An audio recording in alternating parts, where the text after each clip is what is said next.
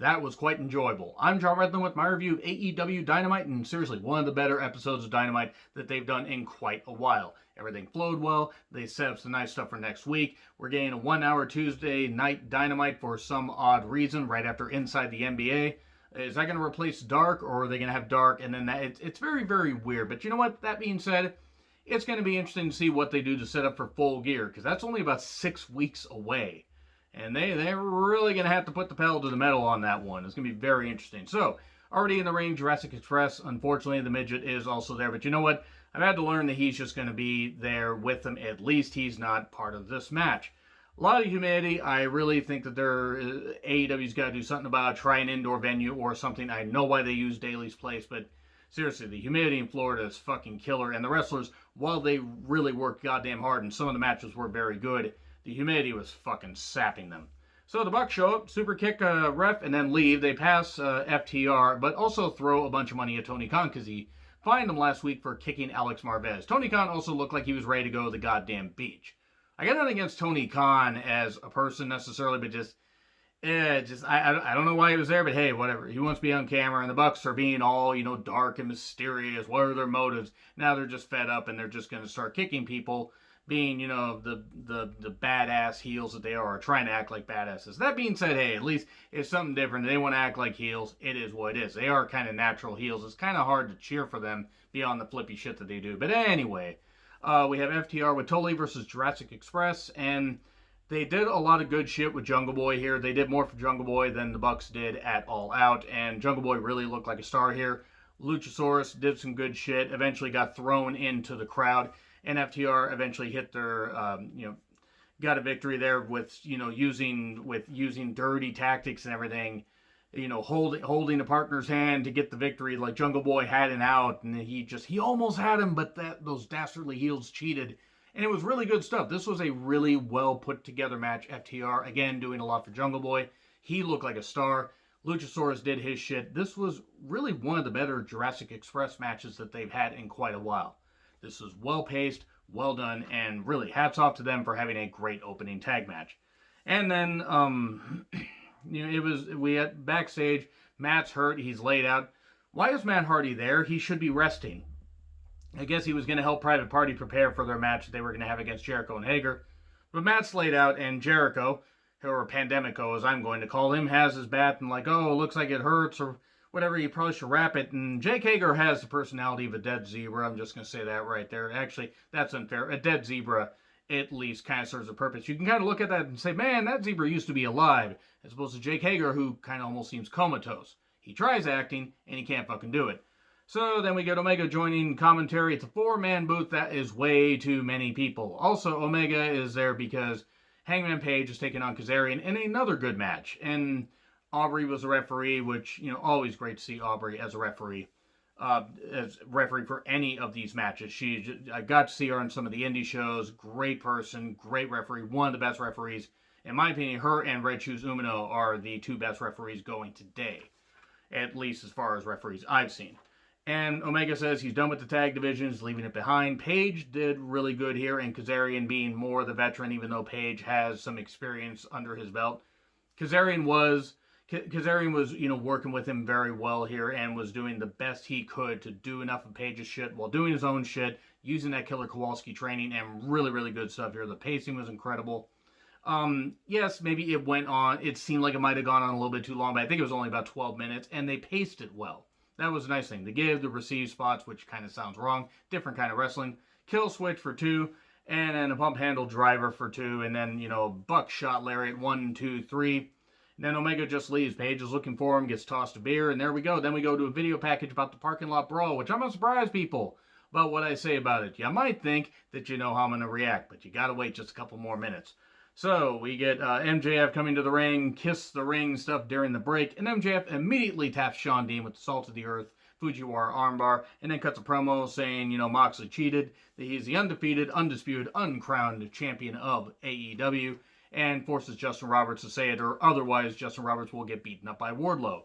And last week I did forget to mention the Wardlow MJF possible tension. I'm not saying it's the worst thing in the world to try to break them up, but this is like the second time they've done this in a number of months. If they don't kind of stretch this along a bit and maybe have it happen at February, because they could happen at the next Revolution pay-per-view. They could actually stretch this out and make this work, but I don't know. It almost seems like it's a bit too soon. I don't know if Wardlow's ready to stand on his own, but that being said, MJF also talked about being part of the stable, perhaps. Maybe he'd join a wolf pack. Kevin Nash to AEW confirmed. Please no. Please no. Please, for the love of God, no. But Taz then talks about Ricky Starks' finisher. So good stuff by MJF. And then we go to a video package about Taz and Ricky Starks. And then we get Eddie Kingston talking about how he should be getting Lance's shot. He was not eliminated from the Battle Royal. Lucha Bros are with him. And then the Butcher and the Blade are there. And they beat up a bunch of guys, including Griff Garrison. They get tossed in the ring and they get beat up. And Eddie Kingston's just shouting at them to do all this shit. Then he says to Blade, it's time for you to get your house in order. Meaning get the bunny back home, basically. Get Allie back home and have her be the bunny. The Butcher, the Blade, and the bunny. So far, pretty damn good show. We're flowing pretty good. And then, unfortunately, Private Party versus Pandemico and the Bland Hagar are there. And look, Private Party are a damn good team. Jericho physically looks like shit, and Hagar has, again, the personality of a dead zebra. And actually probably smells just as bad. He isn't any good. He's just a good athlete, but he's just bland. Nothing that he does really means anything. And I'm sorry, but Jericho, again, physically looks like shit. The match was well worked enough, but went on maybe a couple minutes too long. Quinn is a star. Eventually, Jew's Effect hit Isaiah Cassidy 1, 2, 3. Isaiah Cassidy also was favoring his back throughout the match. And then Quinn attacks Jericho after Jericho locked on the walls of Jericho, the Lion Tamer. And Quinn, it seems like we might get Quinn versus Jericho at some point, which I'd be all for. And Quinn beating Jericho, that would actually do something for him. If Jericho actually could, maybe do enough of Quinn's shit to make him look like a star instead of just kind of sucking up, airtime like he's been doing. And I'm talking about Jericho. Jericho's pretty much done after the next year of wrestling. He can't fucking do it anymore. He is washed. And then we get Archer versus Moxley on the 14th. And then Cheetah is looking on for Ivelisse with Diamante versus Thunder Rosa NWA Championship match. Big fan of Thunder Rosa and Ivelisse. Okay, her tweets about mental health aside, and I'm not saying those should be ignored. In the ring, she's pretty damn good. This is a well-worked match. Referee Aubrey was there again. Great to see her, reffing this NWA Women's Title match. And good contrast to start. Everybody was like, they were trying to gain the advantage. Oh, we're going to switch this up and everything. Good chain wrestling. And then we get, shotgun drop kick by Thunder Rosa. Incredible maneuver. Just the torque she gets on that. Just that quick, sudden move. Ivelisse with some very good groundwork. Nice body scissors. And yeah, again, late Tuesday night Dynamite following Inside the NBA. For some reason, crossface by Rosa. Ivelisse gets to the ropes. DVD for 2. And Ivelisse kept trying, almost got the victory, but nope. Tombstone, 1, 2, 3, and Thunder Rosa gains the victory. Diamante attacks her. Sheeta runs in, runs them both up, and has the NWA Women's Championship. Hands it back to Thunder Rosa. Perhaps we will get that championship match at some point, and we could have it be for Thunder Rosa's championship, so we could get, a 1-1, and then we could have a rubber match at some point, perhaps champion versus champion, if we can get a co-branding between NWA and AEW at some point. I like this. So far, really good stuff with the women. I like what they're doing here, focusing on some women that are talented and, they can bring up the other women. Because, unfortunately, they feature Penelope Ford just as a background player to this Miro Kip Sabian workout footage.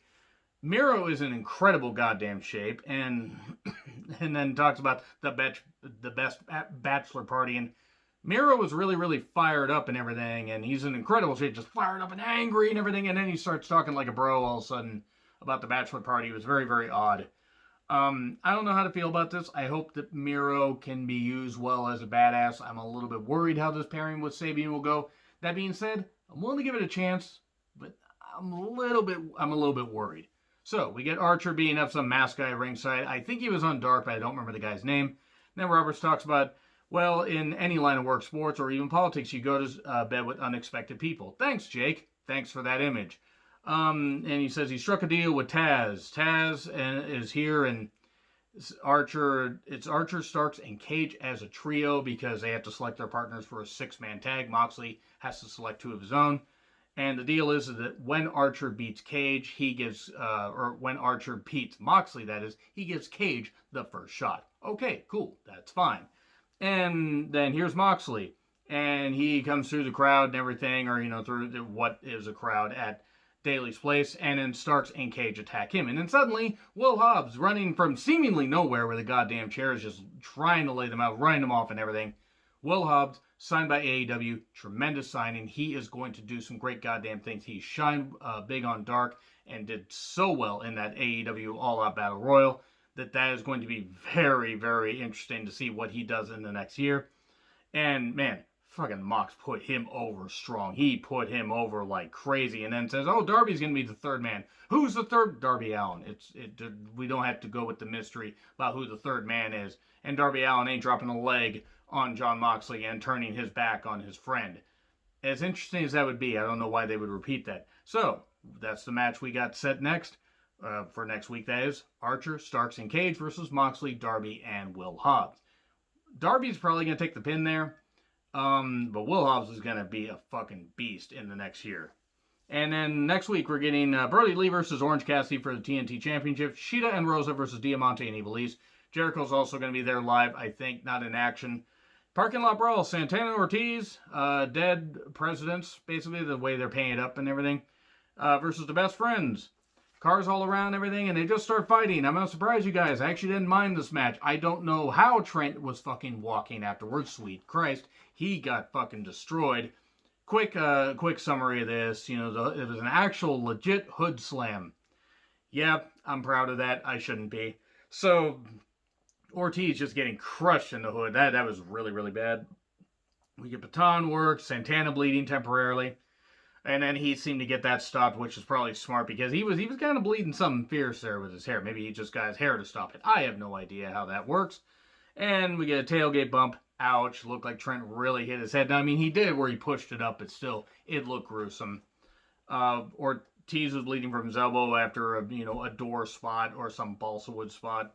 And then the guardrail got bent. Powerbomb onto the roof of the car. And then windshield powerbomb. Sweet fucking Christ. Trent, his back all cut up. And then Orange Cassidy was just in the trunk. How long was he in the trunk for? Who the fuck cares? And then he hits the orange punch, but he's got a chain on him. He's got a chain on his fist. He used the chained orange punch, which is apparently a thing. And then Trent pins Ortiz, in the truck bed of the car, or truck bed, basically. He just pins him, slamming him through some balsa wood. So, okay, there we go. And then the van is back. Trent's mom is there, and then she flips off the camera as they leave. Okay, cool.